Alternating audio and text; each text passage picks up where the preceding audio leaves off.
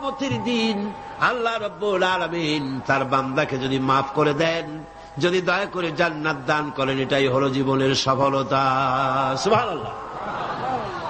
আল্লাহ পাক বলছেন সাফল্যের কোরআনী ধারণা ভিন্ন রকম। সূরা বাকারার প্রথম দিকেই বলা হয়েছে জীবন সফল হওয়ার জন্য কি কি করা লাগবে।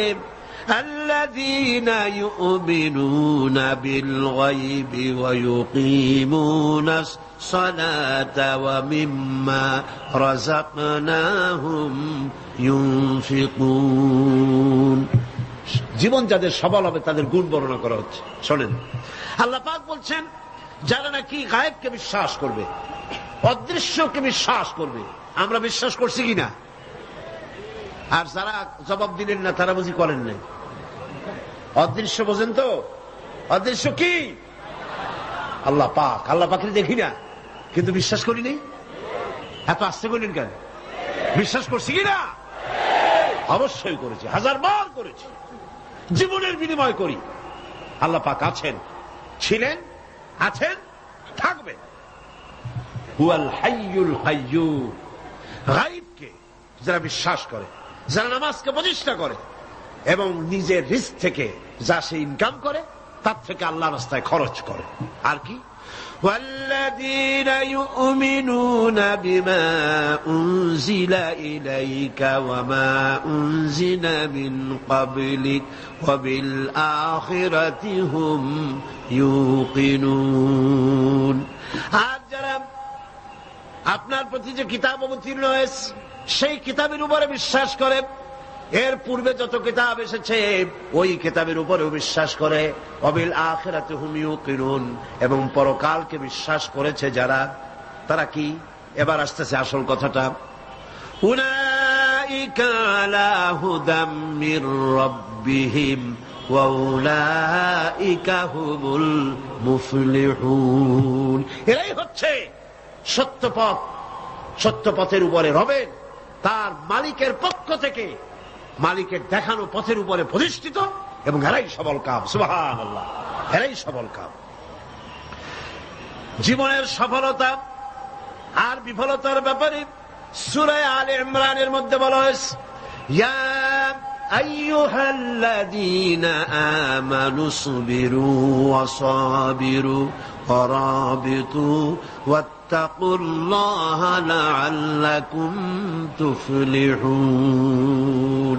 হে বিশ্বাসীরা, সবরের পথ অবলম্বন করো, বাতিল পন্থীদের মোকাবেলায় দৃঢ়তা অর্জন করো। জীবন সফল হওয়ার পথ দেখুন। জীবন সফল হবে কিসে? হে বিশ্বাসীরা, সবরের পথ অবলম্বন করো। মাথা গরম করো না, মাথা ঠান্ডা রাখো, সবরের পথ অবলম্বন করো। এই সবরের ব্যাখ্যাও আমরা এখানে করেছি। তারপরে বাতিল পন্থীদের মোকাবেলায় দৃঢ়তা দেখাও, এরপরে হকের পথে উঠে পড়ে লেগে যাও।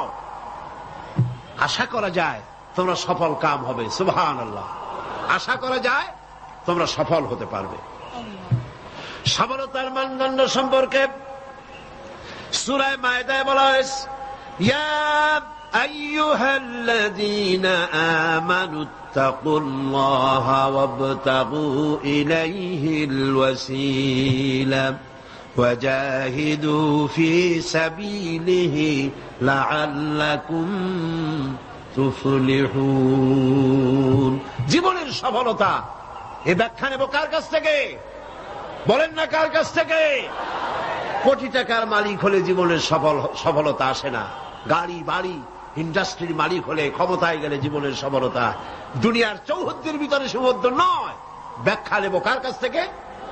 ওই আল্লাহ পাক বলছেন, হে বিশ্বাসীরা, জীবন তোমার সফল হবে আল্লাহকে ভয় করো।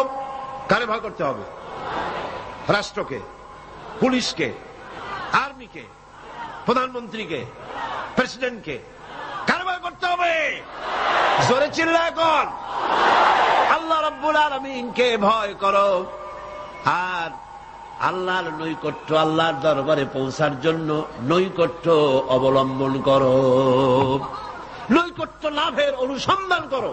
আল্লাহর কাছে যাওয়ার জন্য নৈকট্য লাভের অনুসন্ধান করো। ওয়াবতাগু ইলাইহিল ওয়াসিলা, এর তাফসীর করা হচ্ছে আমলে সালেহ, নেক কাজ করো, সেই নেক কাজগুলি তোমার জন্য জান্নাতে যাওয়ার ওসিলা হয়ে যাবে। সুবহানাল্লাহ, ওসিলা তালাশ করো। আর হলো আল্লাহর পথে সাধনা করো, চেষ্টা করো, মুজাহিদা করো, জিহাদ করো, সংগ্রাম করো, তাহলে তোমাদের জীবন সফল হয়ে যাবে। আবার সফলতার মানদণ্ড সম্পর্কে সূরা মায়েদার অন্য আয়াতে আল্লাহ পাক বলেন, ইয়া আইয়ুহাল্লাযীনা আমানু ইন্নামাল খামরু ওয়াল মাইসিরু ওয়াল আনসাবু ওয়াল আজলামু রিজসুম মিন আমালিশ শাইতানি ফাজতানিবুহু লাআল্লাকুম তুফলিহুন। হে বিশ্বাসীরা, মদ, জুয়া,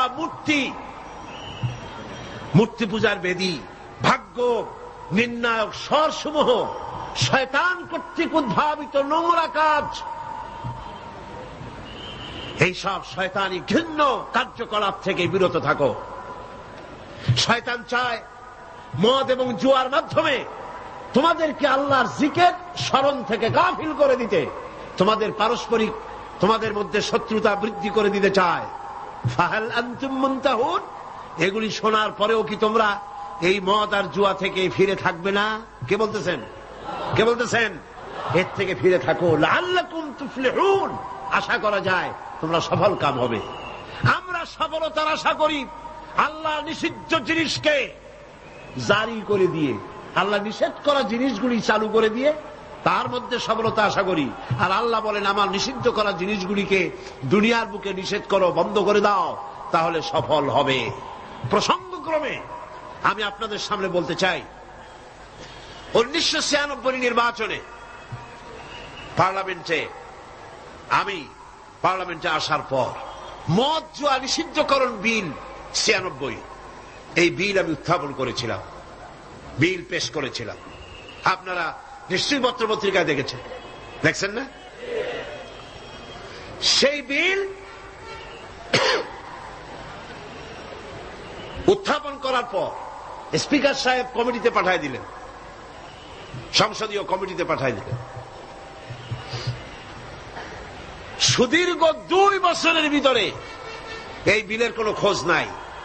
মারাত্মক ডিপ ফ্রিজের অতল তলে বিল পড়েছিল। সেখান থেকে 15/10/98 তারিখে 2 বছর পর প্রথম আমার বিলের ব্যাপারে একটি মিটিং ডাকা হলো সংসদের কমিটি কক্ষে। আমি এই ঘটনা শুনেছি এই কারণে, এই আয়াতের সঙ্গে রিলেটেড জীবনের সফলতা আর বিফলতার মানদণ্ড কোথায়। আমরা মনে করি আল্লাহ নিষিদ্ধ করা জিনিসগুলি চালু করলেই জীবনে সফলতা আসবে, আর আল্লাহ কয় আমার নিষিদ্ধ করা জিনিসগুলি রাষ্ট্রীয়ভাবে নিষিদ্ধ করলেই জীবন সফল হবে। মিটিং বসলো, সেই মিটিং অন্তত 50-60 জন লোক আসছেন। কারা এসেছেন? বিভিন্ন মন্ত্রণালয়ের সিনিয়র অফিসার, সচিব, উপসচিব পর্যায়ের লোকেরা এসছেন। এমপি আসছেন কয়েকজন, সরকারি দলের, বিরোধী দলের। আমাকে তো ডেকেছে। আমার মনে হলো, আশান্বিত হলাম, 2 বছর পরে হলেও বিল তো মরে নাই, জিন্দা আছে। এবং আমার মনে হলো যে এতগুলি মুসলমান এখানে, মনে হয় আমার এই বিলের পক্ষেই তারা কথা বলবেন, এটা আমি আশা করলাম। আমাকে যিনি সভাপতিত্ব করছিলেন তিনি আমাকে বললেন, আপনি আগে কথা বলবেন না, সকলের বলা শেষ হবে তারপর আপনি বলবেন। সবটা শুনিয়া বললাম ঠিক আছে। শুরু হলো এই বিলের ব্যাপারে বলা, আলোচনা শুরু হলো। বিলের ব্যাপারে ফাইল তৈরি হয়েছে, এত বড় আমার কাছে ফাইল আছে। বিভিন্ন মন্ত্রণালয় মদ নিষিদ্ধ করলে, জুয়া নিষেধ করলে এই দেশের কি হবে, এই ব্যাপারে তারা তাদের মন্তব্য দিয়েছে। মন্ত্রণালয়ের মন্তব্য, জাতিসংঘ কি ফতোয়া দিয়েছে তাও আছে, সার্ক এ ব্যাপারে কি ফতোয়া দিয়েছে তাও আছে। এত বড় ফাইল। শুরু হলো প্রথমেই অর্থ মন্ত্রণালয়। সভাপতি সাহেব বললেন আপনি বলেন এই বিলের ব্যাপারে। অর্থ মন্ত্রণালয় বলল, মাননীয় সভাপতি যদি এই বিল কার্যকরী হয়, মদ যদি বন্ধ করে দেওয়া হয়, তাহলে আমার দেশ প্রতি বছর 28 কোটি টাকার রাজস্ব ইনকাম থেকে মাহরুম হয়ে যাবে। স্বাস্থ্য মন্ত্রণালয় বলল মদ যদি না থাকে জনগণের স্বাস্থ্য শেষ।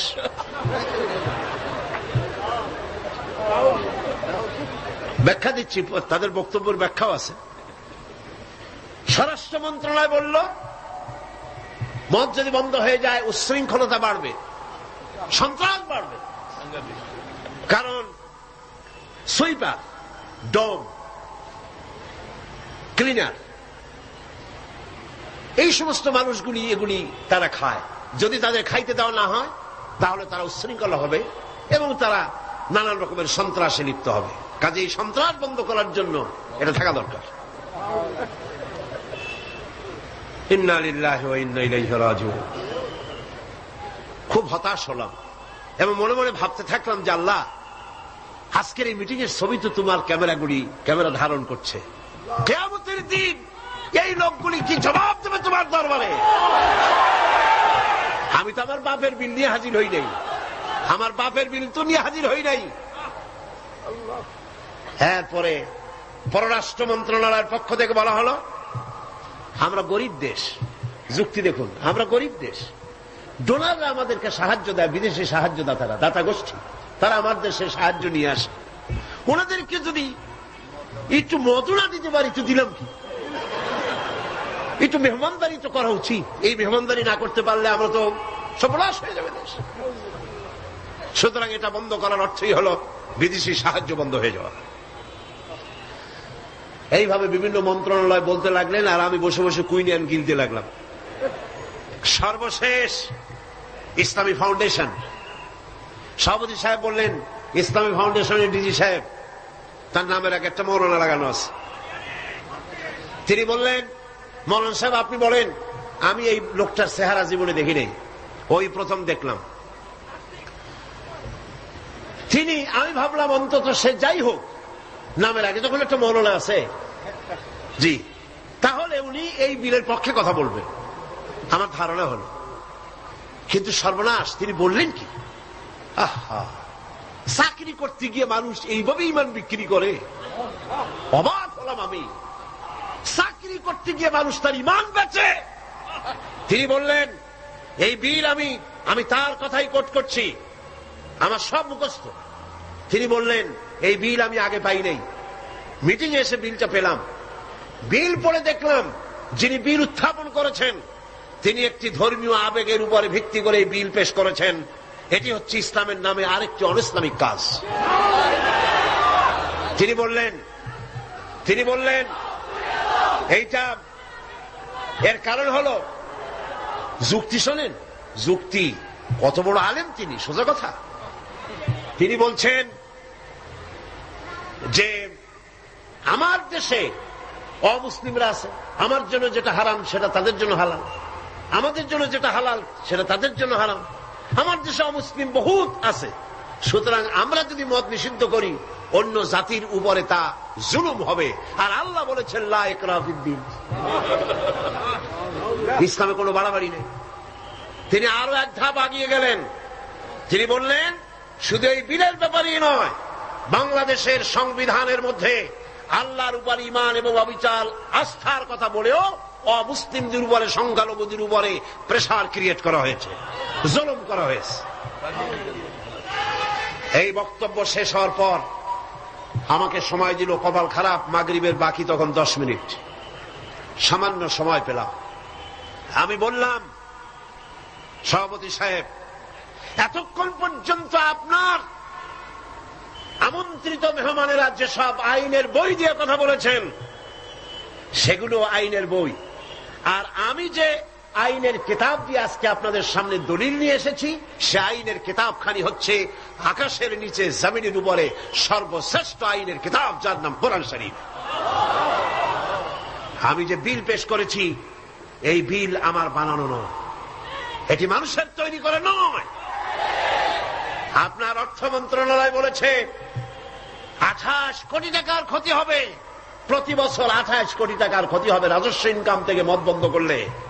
কিন্তু আমি বলতে চাই, আল্লাহ পাকের নিষিদ্ধ জিনিসকে আপনারা হালাল করবেন, 28 কোটি নয়, বন্যার পানির মতো হাজার হাজার 28 কোটি টাকা আল্লাহ বন্যার পানি দিয়ে ভাসায় দেবে। আপনারা ঠেকাইতে পারবেন না, ঠেকাতে পারবেন না। খেতে দেওয়ার মালিক কে? ইমাম খোমেনিকে আমেরিকান প্রেসিডেন্ট বলেছিলেন, আমার বন্দীদেরকে ছেড়ে দাও, কূটনীতিকদেরকে ছেড়ে দাও, যদি না ছাড়ো তাহলে তোমাদের খাদ্য এবং রসদ যা আমরা পাঠাই ইরানে তা পাঠানো বন্ধ করে দেব। ইমাম খোমেনি ভর্সনে সিটই করছিলেন নাকি? খোমেনি সাহেব কি বললেন? ইতিহাস সাক্ষী। খোমেনি সাহেব বললেন, আমেরিকার প্রেসিডেন্ট সাহেব, তুমি খাবার দেবা না এই কথা কইয়া ভয় দেখাও কারে? আমি তো সেই জাতি যার বছরের ভেতরে 1 মাস উপাস থাকা ফরজ, বছরে 1টা মাস না খেয়ে থাকা ফরজ। তুমি আমার ভয় দেখাও না খেয়ে থাকা, তোমার খাদ্যের পরোয়া আমি করি না। সুতরাং ভয় তো করতে হবে আল্লাহ পাক। খাদ্য দেওয়ার মালিক তিনি, খাবারের মালিক দেওয়ার মালিক কে? আল্লাহ রাব্বুল আলামিন বলেছেন, ওয়ালাউ আন্না আহলাল কুরা আমানু ওয়াত্তাকাউ লাফাতাহনা আলাইহিম বারাকাতিম মিনাস সামাই ওয়াল আরদ। দেশের লোকেরা, জনপদের লোকেরা যদি আমার উপর ঈমান আনে আর আমাকে ভয় করার নীতি যদি অবলম্বন করে চলে, তাহলে আকাশ আর জমিনের সব বরকতের দরজা আমি আল্লাহ তাদের জন্য খুলে দেব। রিজক দেওয়ার মালিক তো আল্লাহ। কে মালিক? আল্লাহ পাক। আল্লাহর হারাম জিনিসকে আপনারা জারি রেখে 28 কোটি টাকা পাওয়ার লোভ করছেন। কত 28 কোটি চলে যাবে ঠিক পাবেন না। পেঁয়াজের ঝাঁজ কত টের পান না এখন? পেঁয়াজের ঝাঁজ কত? এক সময় সিলেটের নাম ছিল 2টি পাতা 1টি কুড়ির দেশ, ঠিক না? 2টি পাতা 1টি কুড়ির দেশ সিলেট। আর এখন 2টি কাঁচামরিচ 1টি পেঁয়াজের দেশ বাংলাদেশ। মানুষ যখন নিজের দাম বোঝে না তখন আল্লাহ জিনিসের দাম বাড়ায় দেয়। দাম কার? পেঁয়াজের নাম আর কার দাম? মানুষের দাম। মানুষ তার দাম বোঝে নাই, আল্লাহ কাঁচামরিচের দাম বাড়াই দেয়। যা, পেঁয়াজের দাম, কাঁচামরিচের দাম, হাবিজাবির দাম বাড়িয়ে গেল, মানুষেরা না খেয়ে মরতেছে। সুতরাং আপনারা ঠেকাবেন কি করে? স্বরাষ্ট্র মন্ত্রণালয় বলছে উচ্ছৃঙ্খলতা বাড়বে। আশ্চর্য কথা। আল্লাহ বলছেন উচ্ছৃঙ্খলতা কমবে, আর আপনি বলতেছেন বেড়ে যাবে। কি আশ্চর্য কথা। স্বাস্থ্য মন্ত্রণালয় বলছে যে স্বাস্থ্য খারাপ, স্বাস্থ্য ভালো হবে মদ খাইলে, না খাইলে স্বাস্থ্য খারাপ হবে। রাসূলুল্লাহ বলেছেন মদ কোন ওষুধ নয়, মদ নিজেই ব্যাধি, এটা নিজেই রোগ। সুতরাং কথা হচ্ছে মেহমানদারি মদ দিয়া করা যাবে না। রাসূল কারীম সাল্লাল্লাহু আলাইহি ওয়াসাল্লামের কাছে মদ নিষিদ্ধ করণ আয়াত যখন নাযিল হলো, এই আয়াত যেটা আমি পড়লাম, একজন সাহাবী এসে বললেন, হুজুর আমার কাছে কিছু মদ আছে, আমি এখন করবো কি? দেখেন, আমি সেইখানে সেই মিটিং এ বললাম, সেই সাহাবী জিজ্ঞেস করলেন, হুজুর আমি করবো কি? কোন ইহুদির হাদিয়া দিয়ে দেই?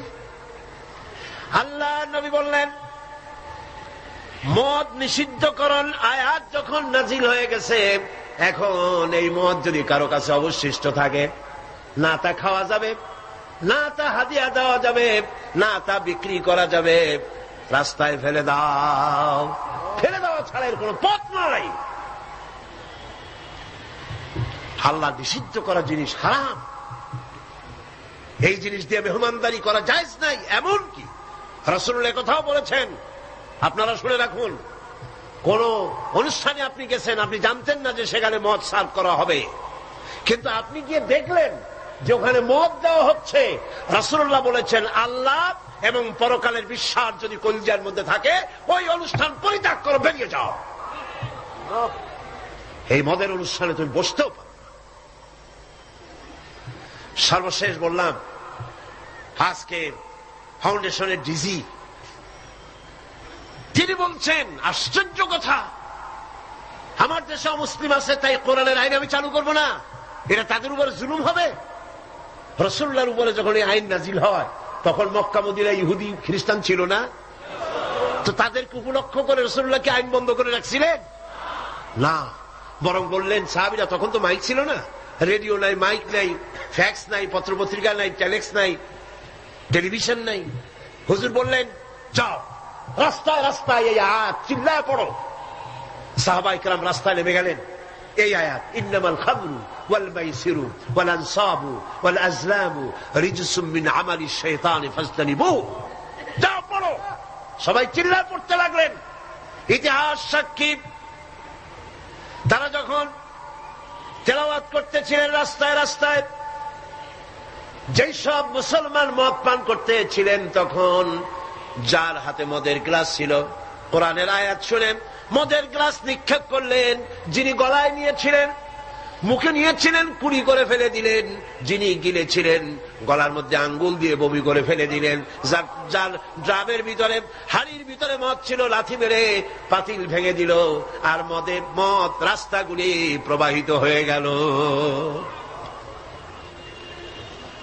শাসনতন্ত্র, আমার দেশের সংবিধানের ভিতরে আল্লাহর উপরে ঈমান এবং অবিচল আস্থার কথা বলা হয়েছে, সেইটাও নাকি অমুসলিমদের উপরে জুলুম করা হয়েছে। আমি জিজ্ঞেস করতে চাই, আমার দেশের হিন্দুরা আল্লাহকে অস্বীকার করে?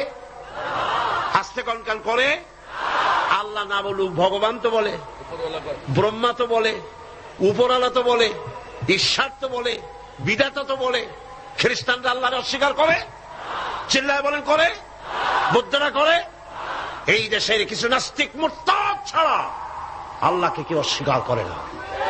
সুতরাং আমার দেশে আল্লাহর উপর ঈমান এবং অবিচল আস্থার কথা সংবিধানে যা লেখা হয়েছে, এটাকে পরিবর্তন করতে চাইলে বাংলাদেশে আগুন জ্বলবে, কেউ ঠেকাইতে পারবে না।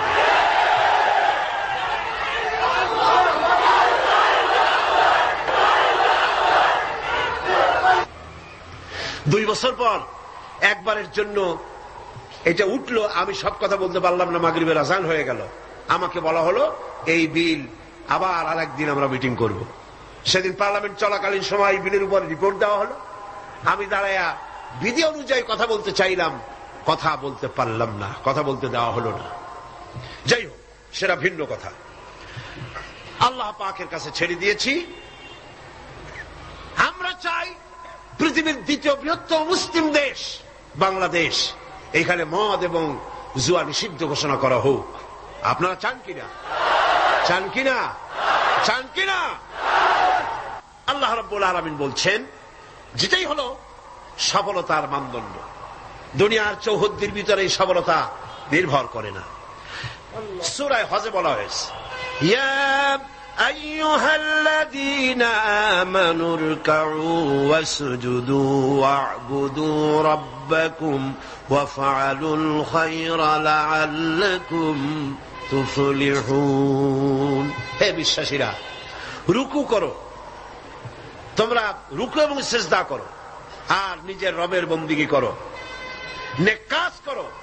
এই কাজগুলি করলে তোমরা সফল কাম হতে পারবে। সফলতার মানদণ্ড এখানেই আল্লাহর হুকুম, আল্লাহর আনুগত্যের সামনে নিজের মাথা নত করে দেওয়ার মধ্যেই, এটার মধ্যেই রয়েছে সফলতা। আল্লাহ পাক সেই কামিয়াবি দুনিয়া এবং আখিরাতে আমাদেরকে দান করুন। আমরা বলি আমিন, আমরা বলি আমিন। এর ফলে আল্লাহ পাক আরেকটি গুরুত্বপূর্ণ কথা সামনে বলছেন। আল্লাহর কথা সবই গুরুত্বপূর্ণ। আল্লাহর কথা কি? সবই গুরুত্বপূর্ণ। আল্লাহ পাক বলেন, وَمِنَ النَّاسِ مَن يَشْتَرِي لَهْوَ الْحَدِيثِ لِيُضِلَّ عَن سَبِيلِ اللَّهِ بِغَيْرِ عِلْمٍ وَيَتَّخِذَهَا هُزُوًا أُولَئِكَ لَهُمْ عَذَابٌ مُهِينٌ। লোকেদের মধ্যে এমন লোক আছে যারা মনোমুগ্ধকর কথা কিনে আনে জ্ঞান ছাড়াই, আল্লাহর পথ থেকে মানুষকে ফিরায় রাখার জন্য। ওয়াত্তাখিযাহা হুজুয়া, আর আল্লাহর পথে মানুষ যেন চলতে না পারে সেই জন্য এই পথকে তারা হাসি এবং ঠাট্টা বিদ্রুপ করে। উলাইকা লাহুম আযাবুম মুহিন, এদের জন্য রয়েছে লাঞ্ছনাকর শাস্তি। আর কি? وَإِذَا تُتْلَى عَلَيْهِ آيَاتُنَا وَلَّى مُسْتَكْبِرًا كَأَنْ لَمْ يَسْمَعْهَا كَأَنَّ فِي أُذُنَيْهِ وَقْرًا فَبَشِّرْهُ بِعَذَابٍ أَلِيمٍ। আর যখন তাকে আমার আয়াত তেলাওয়াত করে শোনানো হয়, সে দর্প ভরে অ্যাবাউট টার্ন করে, দর্প পরে পিঠ ফিরায় চলে যায়। কাল্লাম ইয়াসমাহা, যেমন সে শুনতেই পায় নাই। কান্না ফি উযনাইহি ওয়াকরা, যেন সে বধির কালা, আমার কথা যেন শুনি নাই, এমনই অবস্থা। এই লাহওয়াল হাদিস, এই জিনিসটাকে এটা বুঝতে হবে। এই মুহূর্তে সবচাইতে জরুরি কথা লাহওয়াল হাদিস। এগুলো হচ্ছে একদিকে আল্লাহর পক্ষ থেকে পথ নির্দেশনা আসছে, অনুগ্রহ আসছে, সেটার নাম হচ্ছে, সেটা দিয়ে লোকেরা লাভবান হচ্ছে, তার নাম কিতাব কোরআন শরীফ। তার নাম কি?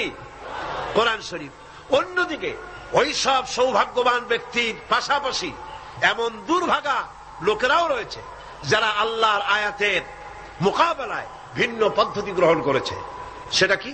তারা বিভিন্ন মনোমুগ্ধকর কথা বিভিন্ন জায়গা থেকে আমদানি করেছে। হাদিস শরীফে এসেছে, নজর ইবনে হারিস কুরাইশদের এক ব্যক্তি, সে বলল, তোমরা মুহাম্মদ সাল্লাল্লাহু আলাইহি ওয়াসাল্লামের বিরোধিতা করে কিছু করতে পারবে না, কারণ তারে তোমরা বলছো মিথ্যাবাদী, না তারে তোমরা বলছো যে তিনি গণক, তিনি জাদুকর। এই কথা বলে তোমরা কুল পাবে না, কারণ তিনি এই সমাজের ভেতরেই বেড়ে উঠেছেন, জিন্দেগিতে তিনি একটি মিথ্যে কথা বলেন নাই, কাউকে ঠকান নাই, কারোর সঙ্গে প্রতারণা করেন নাই। এই লোকের বিরুদ্ধে এই সমস্ত কথা বলে তোমরা কুলাইতে পারবা না। তবে আমি এই ধান্দাবাজি তোমরা ছাড়ো, কোরআন শরীফের কাছে যাতে মানুষ না যায়। মানুষগুলি হেদায়েত হচ্ছে কি কারণে? এক রসুল দেখে আর এক কোরআন শুনে। কারণ কয়টা? দুইটা। কয়টা কারণ? রাসূলুল্লাহর চেহারা দেখে, রাসূলুল্লাহর ব্যবহারে ইসলামের দিকে আকৃষ্ট হচ্ছে, আর কোরআন শুনে মানুষ পাগল হয়ে যাচ্ছে। সুবহানাল্লাহ। নবীজি যখন তেলাওয়াত করতেছেন, কাফের বেঈমানেরা চতুর্দিক থেকে দাঁড়ায় যাচ্ছে। রাসূলুল্লাহর তেলাওয়াত শুনে শুনে নিজেদের অজান্তে চোখের থেকে পানি পড়তেছে, আর মুখ দিয়ে বেসাখতা বেরিয়ে যাচ্ছে। লা ইলাহা ইল্লাল্লাহু মুহাম্মাদুর রাসূলুল্লাহ। জোরে পড়ে লা ইলাহা লা ইলাহা লা ইলাহা ইল্লাল্লাহু মুহাম্মাদুর রাসূলুল্লাহ। নজর বিন হারিস বলল, মুহাম্মদ সাল্লাল্লাহু আলাইহি ওয়াসাল্লামের বিরুদ্ধে কথা বলে ইসলাম থেকে সরাইতে পারবা না। আমি বুদ্ধি এঁটেছি, আমি এক কায়দা করব, দেখবা লোকেরা এখানে আর আসবে না। সেটার জন্য সে চলে গেল বাগদাদ। মক্কা থেকে বাগদাদ ইরাক চলে গেল। ইরাক থেকে পুরানা রাজা বাদশাদের কিসসা কাহিনী কিনে আনলো। সেই কিসসা কাহিনী কিনে এনে সেইগুলি কিসসার এক বিরাট আসর বসাইলো। আর সেই আসরকে আরো আকর্ষণীয় করার জন্য নর্তকী, সুন্দরী, গায়িকা, নায়িকা এদেরকে আনা হলো। এই দিয়ে মানুষকে কোরআন থেকে ফিরায় রাখার জন্য চেষ্টা করলো, আর ইসলামের রাস্তাকে, কোরআনকে ঠাট্টা বিদ্রুপ তারা করতে লাগলো।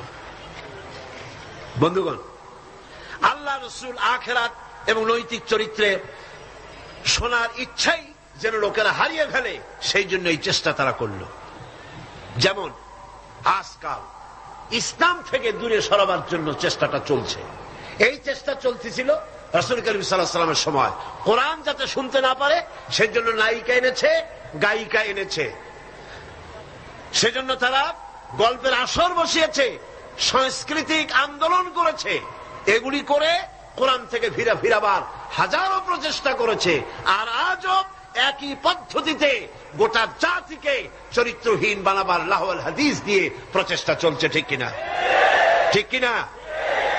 আজ দেখেন দেশের সরকারের পৃষ্ঠপোষকতায় নর্তকী, গায়িকা, নায়িকা বন্যার পানির মতো ভারত থেকে আসতেছে। ঠিক কিনা?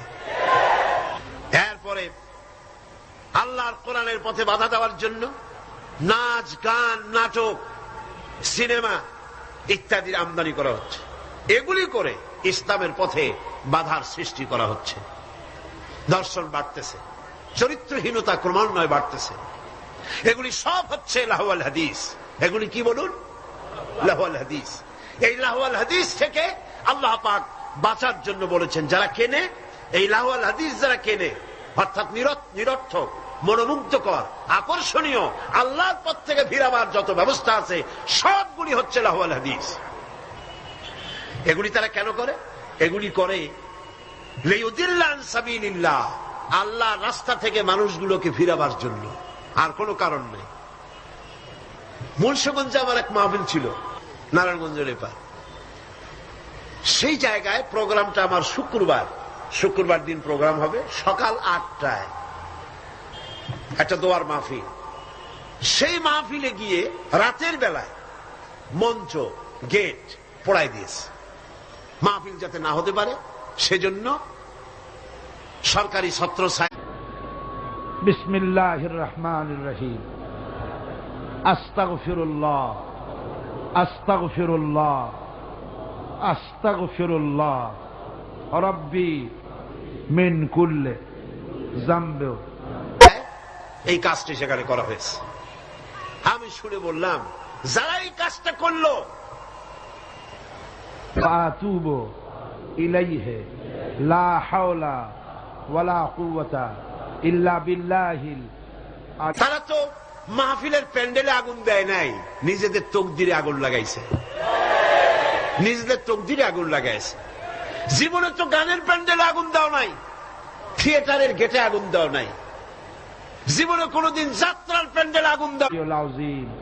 আয় আল্লাহ তাআলা, আমি আর জীবনে কখনো শরীর নাই সেই প্যান্ডেলটা আগুন দিলা যেখানে বসে কোরআনের কথা বলা হয়, যেখানে হাদিসের কথা বলা হয়।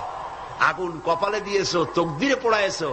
যে হাত দিয়ে কোরআনের মাহফিলের মঞ্চর প্যান্ডেল পোড়ানো হয়েছে, এই ওজোর ছাড়া ফরজ নামাজ, ফরজ রোজা ছেড়ে দেব না।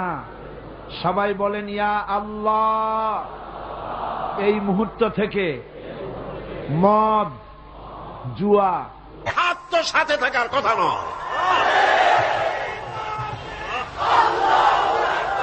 এরপরে আল্লাহ পাক বলছেন, মিথ্যা, সুদ, ঘুষ, জেনা, অশ্লীলতা, পাপাচার, মিথ্যা, অহংকার, সব রকমের কাবায়ের থেকে তোমার কাছে তওবা। এদের অবস্থাটা কি?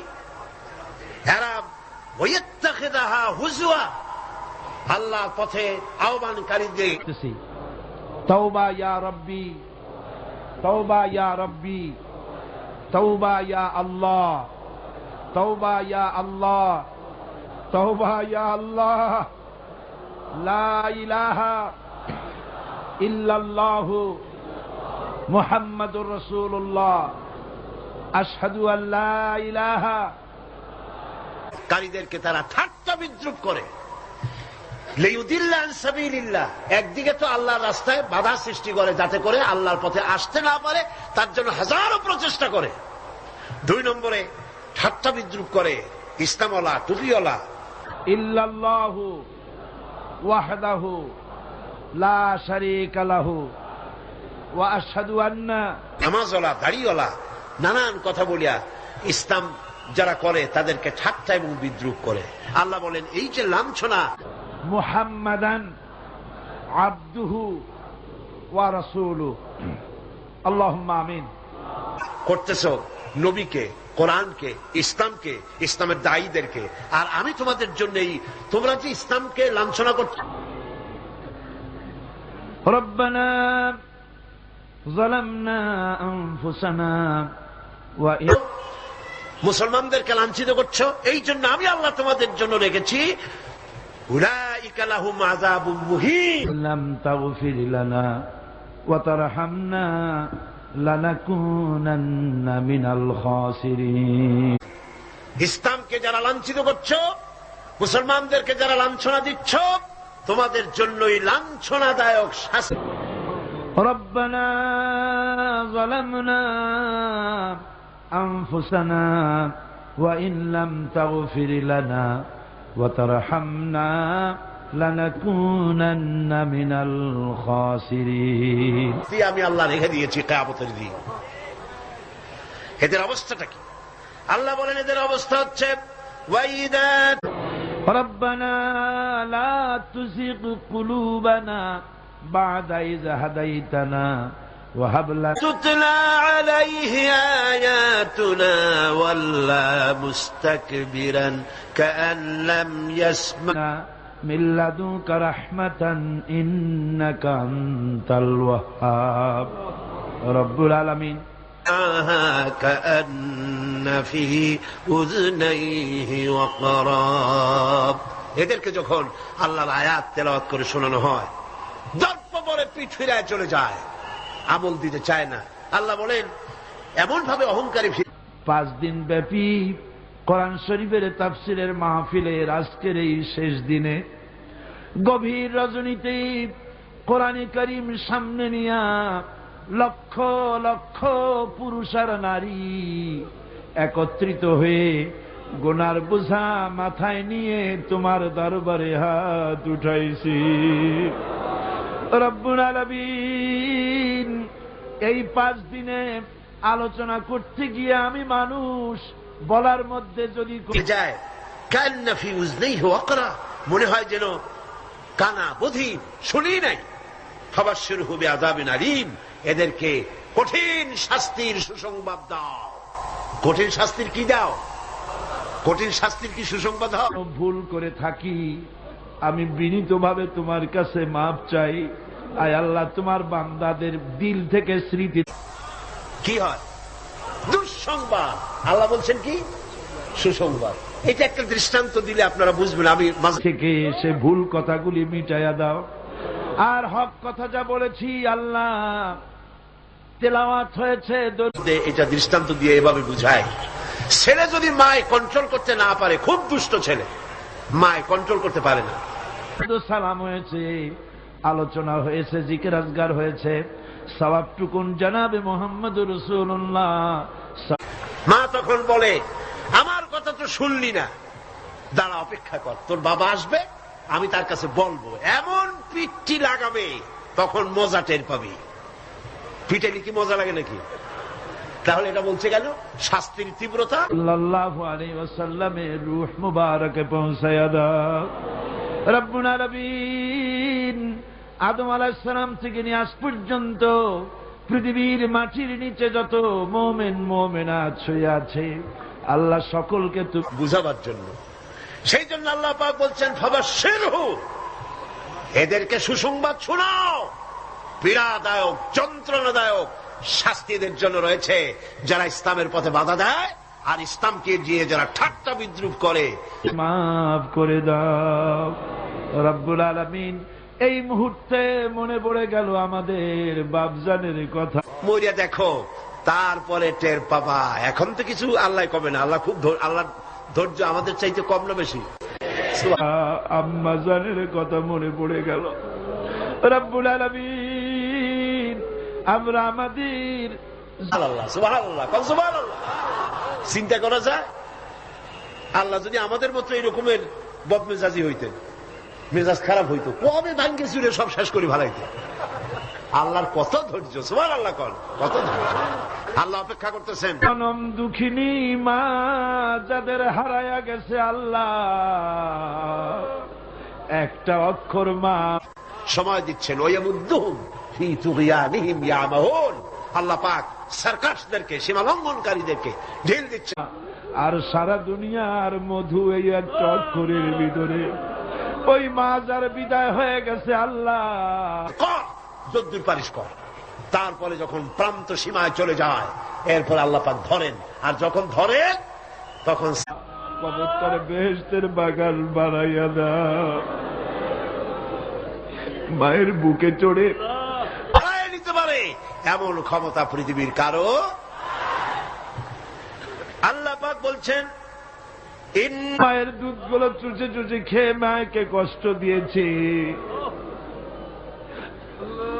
পৌষ মাসে মাঘ মাসে الذين الذين آمنوا وعملوا الصالحات لهم جنات النعيم প্রস্রাব করে দিয়েছি, ভিজা জায়গায় মা নিজে শুয়ে কলিজার টুকরা সন্তানটা خالدين فيها وعد الله حقا وهو العزيز বুকের উপরে নিয়ে সারাটা রাত কাটাইয়া দিয়েছে, নিজে না খায়া ছেলের হাকিম। নিশ্চয়ই যারা ঈমান এনেছে, আমলে সালেহ করেছে, তাদের জন্য রয়েছে নিয়ামতে পরিপূর্ণ জান্নাত। সুবহানাল্লাহ। গালাগালি সহ্য করো, তোমরা গালাগালি সহ্য করো, মার সহ্য করো, হত্যাকে খাবার দিয়েছে, কান্না শুনলে পরে হাজারো কাজ ফালাইয়া রাখা, বাচ্চাকে কোলে নিয়ে শত চুমা দিয়া কান্না মুখে হাসি ফুটাইল যে মা, আল্লাহ ওই মা সহ্য করো, জুলম সহ্য করো, সহ্য করো, আর নিজেদের কদমকে মজবুত করো, দিনকে প্রতিষ্ঠার পথে এগিয়ে যাও। বিদায় হয়ে গেছে, আল্লাহ কবরটারে বেহেশত বানাইয়া দাও। এবার সকলে আকাশের দিকে দুটি হাত। আল্লাহ পাক বলছেন, আমি তোমাদের জন্য নিয়ামতে পরিপূর্ণ জান্নাত রেখেছি, ওদের জন্য দুনিয়া, তোমাদের জন্য জান্নাত। সুবহানাল্লাহ। হাত উঁচু করে দেন, আল্লাহরে ডাকেন, আল্লাহরে ডাকেন, কান্দেন, বাইরা কান্দেন, আর কানবেন কবে? হুনাইনের যুদ্ধ থেকে, হুনাইনের জিহাদ থেকে রাসূলুল্লাহ যখন ফিরতেছিলেন, ফেরার পথে গনিমত, আজই তো কান্দার দিন। দুটি হাত আকাশের দিকে তুলে বলেন, ইয়া আল্লাহ। মালগুলি ভাগ করতেছিলেন, গনিমতের মাল ভাগ করছিলেন। তখন মক্কা শরীফ থেকে যে সমস্ত মুসলমানরা এসেছিলেন, তাদেরকে রাসূল, আমাদের স্ত্রীদেরকে হেদায়েত করে দাও, তাদের পর্দানশীনা বানাও, তাদেরকে মুত্তাকি বানাও। আল্লাহ তাদের উপর বেশি দিলেন, ছাগল বেশি দিলেন, গনিমতের মাল ছাগল বেশি দিলেন, উট বেশি দিলেন, আর আনসারদেরকে কম দিলেন। হযরত সাদ রাদিয়াল্লাহু তাআলা আনহু, যিনি আনসারদের নেতা ছিলেন, তিনি রাসূলের রহমত করো, তাদের রোগ ব্যাধি ভালো করো। আল্লাহ আমাদের ছেলে মেয়ে যা দান করেছে সবগুলিকে দিনদার বানাও। আল্লাহকে বললেন, হুজুর বন্টন যা করলেন, এতে কিন্তু আনসারেরা একটু নারাজ হয়ে গিয়েছে, তারাই বেশি স্যাক্রিফাইস করলো, অথচ গনিমতের মাল তারা কম পেয়ে গেল। হুজুর বললেন, তোমার মত কি? কয়, আমিও ওই রকমই, অর্থাৎ ওইটাই সমর্থন করি, আমাদের কিছু বেশি দেওয়া উচিত ছিল। রাসূলুল্লাহ কি বললেন? সুবহানাল্লাহ। রাসূলুল্লাহ বললেন, একটু পরেই তুমি দৃশ্যটা দেখবা, ও সাদ, ও আনসারেরা, একটু পরেই দৃশ্যটা দেখবা। মক্কা নামাজি বানাও, আমাদের ছেলেমেয়েগুলিকে নামাজি বানাও, নামাজি বানাও। আমাদের ছেলেমেয়ের নামাজ দেখা, তাদের দিনদারি দেখা আমাদের চক্ষু যেন ঠান্ডা হয়। আল্লাহ, যারা ফিরে যাবে তারা নিয়ে যাবে উট, ভেড়া, ছাগল, আর মদিনায় যারা ফিরে যাবে তারা নিয়ে যাবে আল্লাহ রাসূলকে সাথে নিয়ে যাবে। এইরকম ছেলে তোমার কাছে চাই আল্লাহ। আল্লাহ আজকের দোয়া ফিরাইয়া দিও না বাবু। আল্লাহ রাসূলকে সাথে নিয়ে যাবে, কোনটা বেশি? সুবহানাল্লাহ। দুনিয়ায় ঠাট্টা করে, বিদ্রুপ যারা করে, গালাগালি করে, সহ্য করো এবং তাহাম্মুলের সাথে পরিস্থিতির মোকাবেলা করো। আল্লাহ পাক বলছেন, অপেক্ষা করো, ওদের জন্য দুনিয়ায় সব শেষ, যত সেলুট এইখানে শেষ, এরপরে সেলুট শুরু হবে কবরের মধ্যে নিয়ে, আসল সেলুট। আমরা এই বিশ্বাস নিয়ে হাত নামাচ্ছি, যা বলছি সব তুমি কবুল করেছ। রব্বানা তাকাব্বাল মিন্না ইন্নাকা আনতাস সামিউল আলিম ওয়া তুব আলাইনা ইন্নাকা আনতাত তাওয়াবুর। ঠিক পাইছেন? আসল সেলিউট শুরু হয়ে যাবে কবরের মধ্যে গিয়া, আগ পর্যন্ত যদ্দূর পারো করো। রহিম সুবহান। This track is downloaded from BDLoved. আর মুসলমানদের দুঃখ দুর্দশা ইমানদারদের জন্য মওতের আগ পর্যন্ত শেষ। হ্যাঁ, পরে আল্লাহ পাক বলেছেন 24.com চিরস্থায়ী জান্নাত দেব, খালিদিনা ফিহা আবাদা, চিরকাল জান্নাতের মধ্যে থাকবা। সুবহানাল্লাহ। তবে এখানে আপনি সবর করে থাকবেন, আমার কথার ভুল অর্থ করবেন না যে আমরা শুধু মার খেতে থাকবো আর সবর করব, আর মাপবাড়ি রাজনীতি, সমাজনীতি, ক্ষমতা, সব দেশের ফাসেক, ফুজ্জার, সারাবি, জানি, কাবাবি ওরা থাকবে মাথার উপরে, আর আমরা খালি সবর করে যাব। না, কথা কিন্তু সেটা না। কথা হচ্ছে ধৈর্যের সাথে পথ অতিক্রম করেন, মঞ্জিলের পানে এগিয়ে যান। মঞ্জিল কি? কোরআনের আইন চালু হওয়া। মঞ্জিল কি? আল্লামা ইকবাল বলেছেন, মঞ্জিলের দিকে এগিয়ে যাও, মঞ্জিলের পথে গন্তব্যে এগিয়ে চলো, সেই পর্যন্ত চলতে থাকো যতক্ষণ পর্যন্ত তোমার নাকের থেকে শ্বাস আসা যাওয়া করে। যতক্ষণ পারো মঞ্জিলে পৌঁছাবার জন্য দৌড়াও। যখন দৌড়াতে পারবে না, পায়ে যখন শক্তি নাই, তখন হামাগুড়ি দাও। হামাগুড়ি দিয়াও যখন এগোতে পারো না, গড়াতে থাকো। যখন তাও পারো না, তখন মঞ্জিলের পানে তাকায় থাকো যতক্ষণ চোখের পাতা তোমার স্তব্ধ হয়ে না যায়। চোখের পাতা নীরব নিস্তব্ধ না হওয়া পর্যন্ত মঞ্জিলের পানে তাকায় থাকো। আমরাও ধৈর্য ধারণ করে পরিস্থিতির মোকাবেলা করব। ওরা অস্ত্র নিয়ে আসবে, আমরাও অস্ত্র ধারণ করব। সেই অস্ত্র বন্দুক নয়, কামান নয়, রিভলভার নয়, স্টেনগান নয়, এসএলআর নয়, দুনিয়ার মানুষের বানানো অস্ত্র নয়। ওদের অস্ত্রের মোকাবেলা করব ইমানের অস্ত্র দিয়ে, চরিত্রের অস্ত্র দিয়ে। কিসের অস্ত্র দিয়ে? চরিত্রের অস্ত্র দিয়ে, ইমানের অস্ত্র দিয়ে এদের মোকাবেলা করব। আর ইনশাআল্লাহ বাংলার জমিনে দ্বীন প্রতিষ্ঠা আমরা করব ইনশাআল্লাহ। আল্লাহ পাক বলছেন, এইভাবে যারা ঈমান আনবে, আমলে সালেহ করবে, ওদের জন্য জান্নাতুন নাঈম, নিয়ামতে পরিপূর্ণ জান্নাত দেব, খালিদিনা ফিহা, ওর মধ্যে তারা চিরকাল থাকবে। ওয়াদাল্লাহি হাক্কান, আল্লাহর প্রতিশ্রুতি অকাট্য। আল্লাহ ওয়াদা খেলাপ করেন না? করলেন কেন? আসতে বললেন কেন? আল্লাহ ওয়াদা খেলাপ করে কখনো না, অকাট্য প্রতিশ্রুতি। শেষে গিয়ে বলছেন, ওয়াহুয়াল আজিজুল হাকিম, তিনি প্রজ্ঞাময় এবং পরাক্রমশীল। তিনি যে ওয়াদা করেন, সেই ওয়াদা পালনের পথে বাধা সৃষ্টি করতে পারে এমন ক্ষমতা আকাশেও নাই, জমিনেও নাই। আল্লাহ রাব্বুল আলামিন আমাদেরকে সেই আল্লাহর পথে ঈমান এনে চলার তৌফিক দান করুন বলি আমিন। মুনাজাতের জন্য দাঁড়ানো ভাইরা বসুন, যত লোক দাঁড়ানো আছেন সবাই বসুন। لنكونن من الخاسرين ربنا لا تزغ قلوبنا بعد إذ هديتنا وهب لنا من لدنك رحمة إنك أنت الوهاب। আয় আল্লাহ তাআলা, হাজার হাজার মুসলমান নরনারী দীর্ঘক্ষণ ধরে তোমার কোরআনের কথা শুনেছি। আল্লাহ মেহেরবানি করে আমাদের আলোচনা দরুদ ও সালামের সওয়াব রাসূল করিম সাল্লাল্লাহু আলাইহি ওয়াসাল্লামের রূহ মুবারকে পৌঁছায় দাও। হে আল্লাহ তাআলা, আমরা যারা হাত তুলেছি, এর মধ্য থেকে মা বাপ যাদের দুনিয়া থেকে জনমের মতো বিদায় হয়ে গেছে, আল্লাহ কবরগুলিকে জান্নাতের টুকরায় পরিণত করে দাও।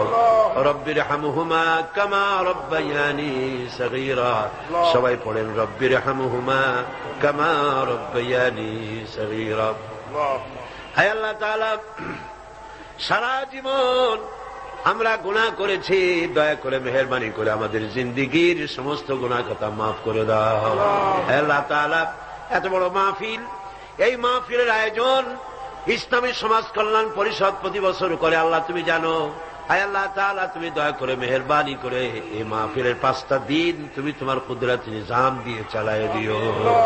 হে আল্লাহ, অর্থনৈতিক দিক থেকে যে অসুবিধা আছে, হে আল্লাহ তাআলা, মালদার লোক যারা, আয় আল্লাহ তুমি দয়া করে তাদের দিলকে বড় করে দাও। তারা যেন ওনাদের সঙ্গে দেখা করে গোপনে গোপনে তোমার নবী যেভাবে বলেছে, ডান হাতে দাও বাম হাতে যেন টেন না পায়।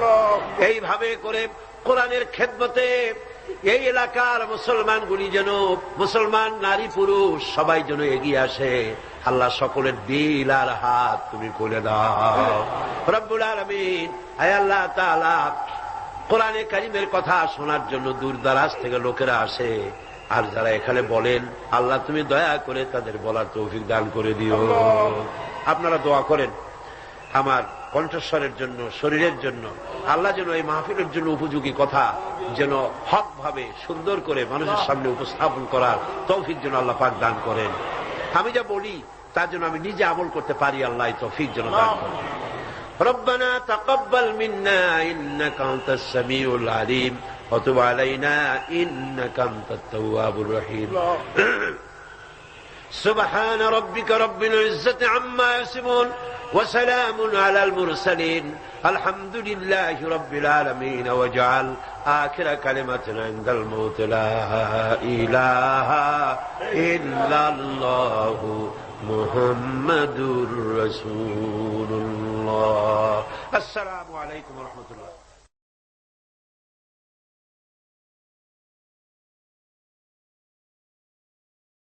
This track is downloaded from BeautyLove24.com.